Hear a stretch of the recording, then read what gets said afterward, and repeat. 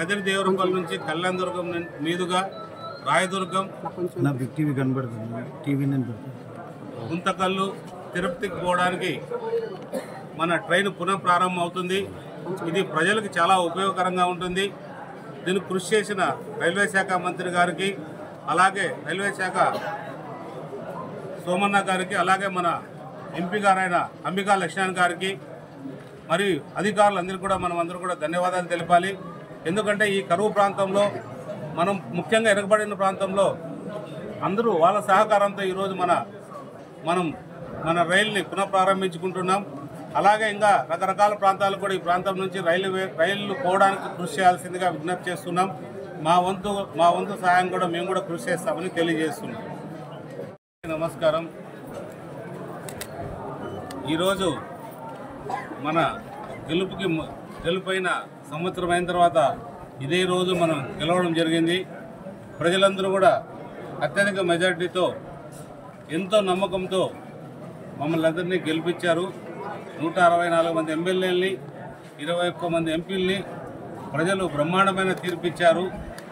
ఆ తీర్పుకి అనుగుణంగా మన ముఖ్యమంత్రి చంద్రబాబు నాయుడు గారు, అలాగే పవన్ కళ్యాణ్ గారు, అలాగే నరేంద్ర మోడీ గారి ఆధ్వర్యంలో అన్ని కార్యక్రమాలు కూడా అద్భుతంగా జరుగుతున్నాయి. దేశమంతా కూడా ఈరోజు మన ఆంధ్ర రాష్ట్రం వైపు చూసే విధంగా మన ముఖ్యమంత్రి గారు కృషి చేస్తున్నారు అనేది అందరూ కూడా చెప్పుకుంటున్నారు. పక్క రాష్ట్రమైన కర్ణాటక కావచ్చు, తమిళనాడు కావచ్చు, అలాగే తెలంగాణ వాళ్ళు కూడా ఆంధ్ర అభివృద్ధిలో దూసుకొని వెళ్తుంది. అన్ని రకాలకు కూడా ఏదైతే కావాలో నిధులు సమకూర్చడంలో కానీ అన్నింటిలో కూడా చంద్రబాబు నాయుడు గారు, పవన్ కళ్యాణ్ గారు, మోడీ గారి సహకారంతో మన రాష్ట్రాన్ని ముందుకు తీసుకెళ్తున్నారు అనేది అది అందరికీ తెలిసిన సత్యమే. ఏదేమైనా కూడా ఈరోజు నిజంగా మనం అందరూ సిగ్గుపడాల్సిన రోజు. అసలు వెన్నుపోటు అంటే ఆ వెన్నుపోటుకి నిదర్శనమే జగన్ రెడ్డి. ఆ వెన్నుపోటు పొడిచిన దాంట్లో చెల్లికి పొడిచాడు, మరి తల్లికి పొడిచాడు, అలాగే కత్తిపోటుతో వాళ్ళ చిన్నాయనకు కూడా పొడిచి చంపేశారు. ఇలాంటి నాయకుడు నిజంగా మన రాష్ట్రాన్ని 5 ఏళ్ళు పరిపాలించాలంటే మనం సిగ్గుచేటు తల వంచుకోవాల్సిన పరిస్థితి ఏదైనా ఉంది. వాళ్ళ నాయకులు కూడా సిగ్గు లేకోకుండా ఈరోజు కొంతమంది ఆ జెండాలు పట్టుకొని ఏదో అది ఇది చెప్పుకుంటూ తిరుగుతున్నారు. మన అభివృద్ధి మనం చూసామో లేదో చాలా వరకు కూడా మన హామీలు కూడా అన్ని నెరవేరుస్తూ వస్తున్నాం. ఇంకా కూడా ఈ రేపు వచ్చే నెలలో ఈ నెలలోనే మన అమ్మఒడి కావచ్చు, లేకపోతే తల్లికి వందనం కావచ్చు, మరి కూడా రైతు భరోసా కావచ్చు, ఇవన్నీ కూడా ఈ నెల రేపు నెలలో అక్కడ అన్ని పూర్తి చేస్తామని మన ముఖ్యమంత్రి గారు, అలాగే పవన్ కళ్యాణ్ గారు, నారా లోకేష్ గారు కూడా చెప్పడం జరిగింది. ఏదేమైనా నాకున్న సమాచారం ప్రకారం 100% హామీలన్నీ కూడా ఈ సంవత్సరంలో అన్నీ కూడా పూర్తి చేస్తారు.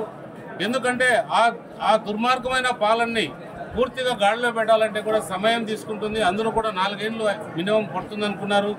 కానీ మన అదృష్ట శాతం మన ముఖ్యమంత్రి చంద్రబాబు నాయుడు తెలివితేటలతో అది సంవత్సరంలోనే ఒక రూపానికి తీసుకురావడం జరిగింది. ఏదేమైనా కూడా మనం అభివృద్ధి వైపు మనం కూడా ప్రతి ఒక్కరు కార్యకర్తలు, నాయకులు కూడా ఒకటే చెప్తున్నా, నిత్యం మనం ప్రజల్లో ఉండాలి. ప్రజల అవసరం అనుగుణంగా మనం ప్రజలకు ఏం కావాలనేది కూడా తెలుసుకొని వాళ్ళకి కావాల్సిన ప్రకారంగా మనం ఎప్పుడైతే ముందుకెళ్తామో పార్టీ కూడా బలంగా ఉంటుంది, మనం కూడా మన పార్టీ కూడా బాగుంటుంది, మీరు కూడా బాగుంటారు.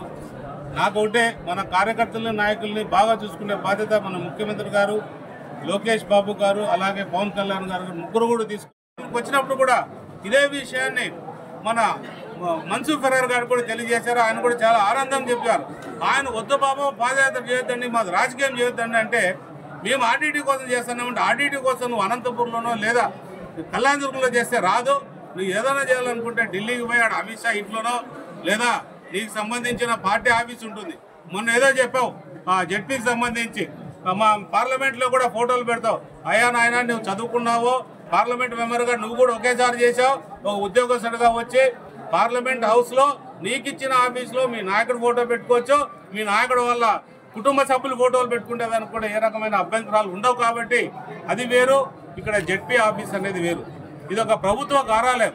ప్రభుత్వం కార్యాలయంలో అక్కడ ఉండాల్సింది ముఖ్యమంత్రి గారి ఫోటో, అలాగే ప్రధానమంత్రి గారి ఫోటో, అలాగే పవన్ కళ్యాణ్ గారి ఫోటో మాత్రమే ఉండాలి అక్కడ. అలా కాకుండా నీ ఇంట్లో నీ కుటుంబ సభ్యులు పెట్టుకోవడానికి ఇక్కడ లేదు. అది ఏదైనా ఉంటే నీ ఇంట్లో పెట్టుకొని నీకు కావాల్సినట్లు ఏదైనా చేసుకోవచ్చు తప్ప ఇలాంటి చౌకబారు వ్యాపారాలు రకరకాలుగా అనుభవం లేదు, సీనియర్లు జూనియర్లు అంటున్నావు. నీకేం అనుభవం కావాలి? ఇండియా పాకిస్తాన్ ఉద్రిక్తతలపై లేటెస్ట్ అప్డేట్స్ కోసం డౌన్లోడ్ చేసుకోండి RTV లైవ్ యాప్.